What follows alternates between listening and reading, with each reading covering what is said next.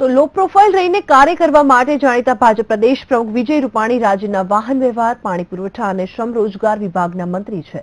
નરેન્દ્ર મોદીના પ્રતિપાત્ર એવા વિજય રૂપાણી એક એવા પ્રદેશ પ્રમુખ છે કે જેઓ મંત્રી તરીકેની ફરજ પણ સાથે સાથે બજાવે છે. વિજય રૂપાણી સરકાર અને સંગઠન બંનેના સક્રિય છે. એક મંત્રી કે તરીકેની જે 3.5 વર્ષની કામગીરીના લેખા જોખાને તપાસશે વીટીયુ કેમ્પેઇન મંત્રીના રિપોર્ટ કાર્ડમાં.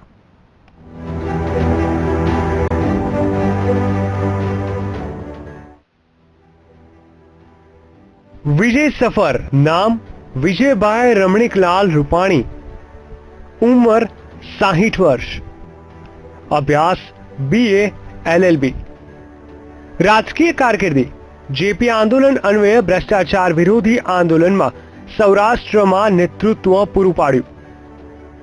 कटोकटी वखते जेलवास, सौथी नानी वयना मीसावासी. 1987 थी भाजपा राजकीय कारकिर्दी.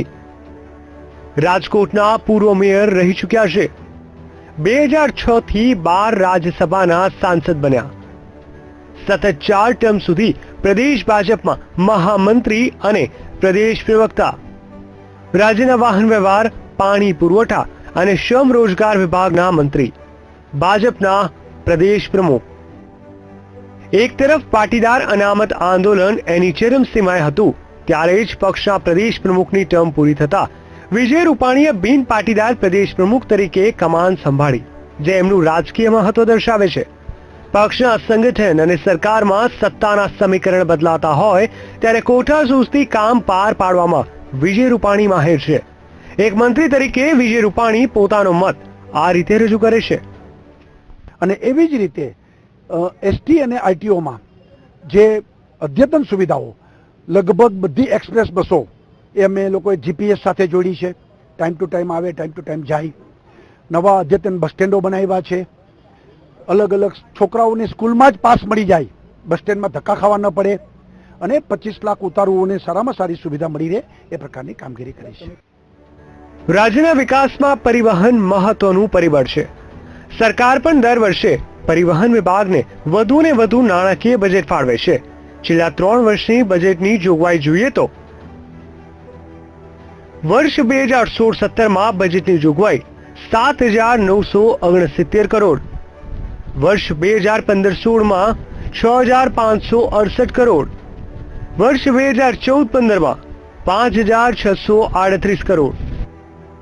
परिवहन विभाग में दर वर्षे बजेट में नाणाकीय जोगवाईओ वधती जाय छे, छतां जाहेर परिवहननी स्थिति बदतर थई जाय छे. मात्र जुमलाओनी सरकार छे.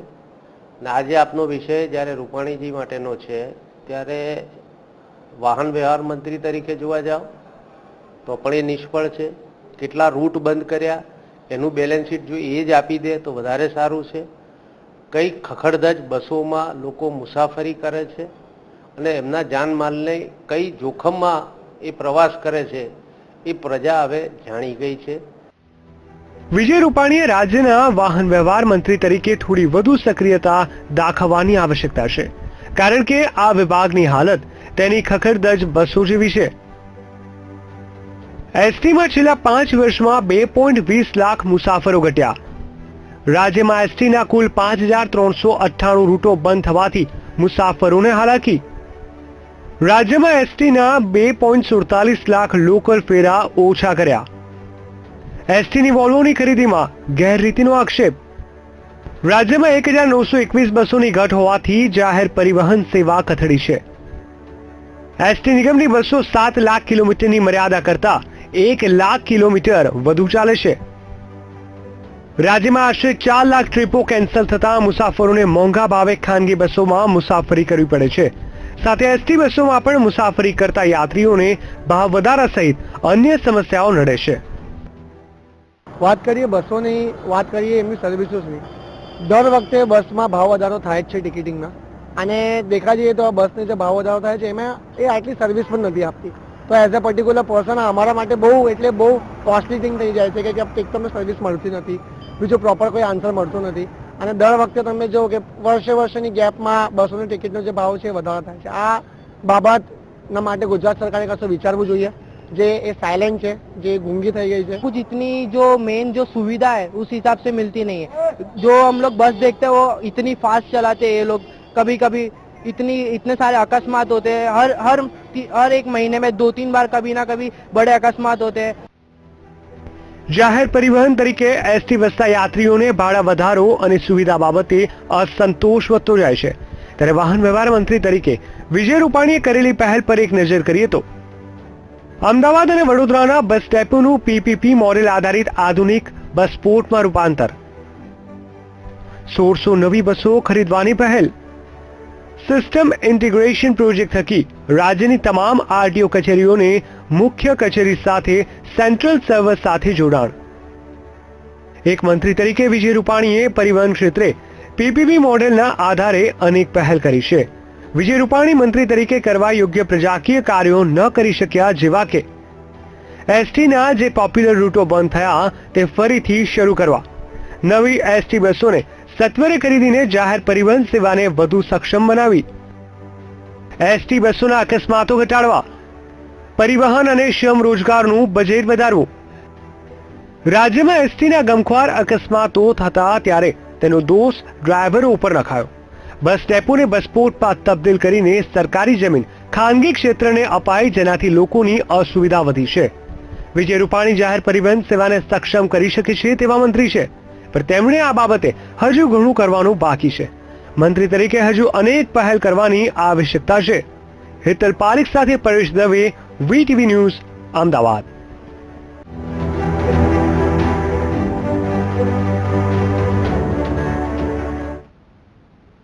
તો વિજય રૂપાણી રાજ્યના પાણી પુરવઠા વિભાગના પણ મંત્રી છે. રાજ્ય હાલ પાણીની વિકટ સમસ્યાઓથી પીડાઈ રહ્યું છે. સારા કે નબળા ચોમાસા છતાં રાજ્યમાં ડિસેમ્બર બાદ પાણીની સમસ્યા સર્જાઈ છે. પાણી પુરવઠા વિભાગના મંત્રી તરીકે વિજય રૂપાણીની સતત અગ્નિ પરીક્ષા થતી રહે છે. પ્રદેશ ભાજપ પ્રમુખ અને રાજ્યના પાણી પુરવઠા મંત્રી વિજય રૂપાણી સામે પાણીની સલામતી હંમેશા મોટો પડકાર રહ્યો છે. રાજ્યના પાણીના મુદ્દે સુપ્રીમ કોર્ટે પણ લાલ આંખ કરી છે.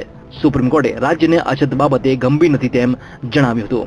શું છે રાજ્યમાં પાણી પુરવઠા વિભાગની કામગીરી? 2 વર્ષ વરસાદ ઓછો પડ્યો.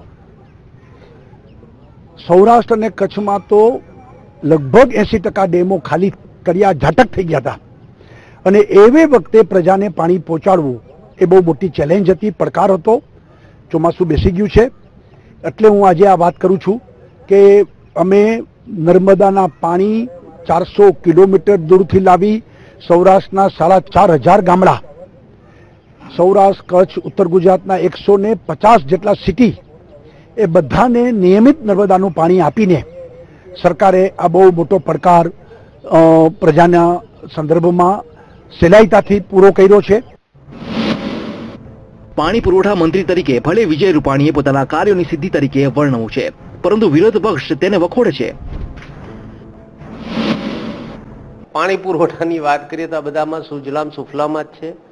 આ ભાજપ આવ્યું ત્યારથી જે ખરેખર પાયાનું કામ કરવાનું હતું ઇરિગેશન અને ડ્રિંકિંગ વોટર માટે, એ નર્મદાની બ્રાન્ચ કેનાલો કરવાની આવશ્યકતા હતી, જેમાં કેન્દ્રમાંથી પણ બજેટ ફાળવવામાં આવ્યું હતું. પણ આ બધામાં ભ્રષ્ટાચાર કરીને, માત્ર સુજલામ સુફલામ કરી, બોરી બંધોના નામે વાર્તાઓ કરીને લોકોને છેતર્યા છે. એટલે માર્ક આપવાના આવે તો એમના માઇનસમાં જાય છે, અને -7 કહેવાય એ પરિસ્થિતિનું એમનું મૂલ્યાંકન થઈ શકે.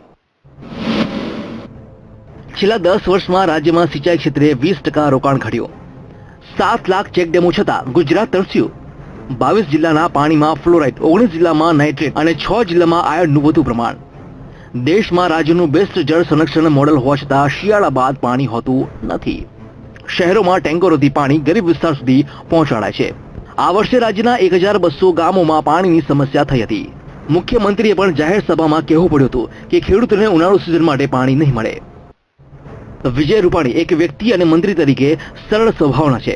કોઈ મોટા વિવાદો વિજય રૂપાણી સાથે જોડાયેલા નથી, પરંતુ જ્યારે રાજ્યમાં પાટીદાર અનામત આંદોલન થયા ત્યારે તેમની ચૂપકીદીની નોંધ લેવામાં આવી હતી. વિજય રૂપાણી એક લોકનેતા છે. જરૂર છે મંત્રી તરીકે સતર્ક થઈ કેપ્ટન ઇનિંગ રમવાની. કેવલ દવે અને હિતલ પારેખ સાથે પરેશ દવે, વીટીવી ન્યૂઝ, અમદાવાદ.